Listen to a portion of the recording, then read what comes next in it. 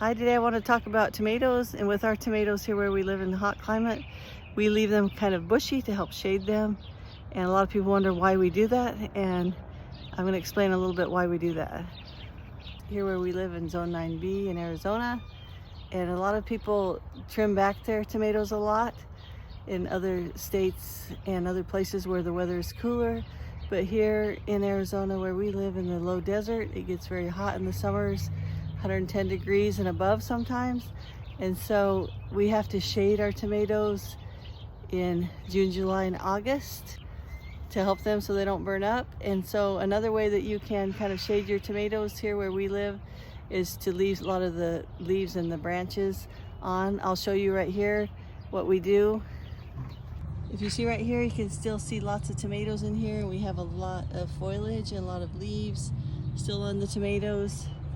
But we get plenty of tomatoes even though we do it this way. Sometimes it's a little bit harder to find them. You have to reach back into the bush to be able to get the tomatoes.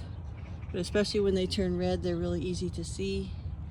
And then this way it shades them and makes them last longer throughout the summer.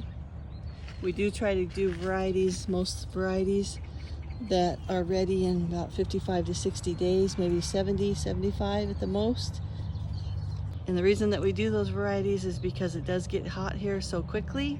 So we highly recommend doing varieties like Early Girl or Better Boy or even Celebrity. Those are some good ones. And we still get lots of tomatoes even by not trimming back the branches, and it helps us a lot where we live where it's so hot. So if you want to try that, if you live in a hotter climate, you'll have lots of success and it helps to shade them, and so we feel like it's a great idea.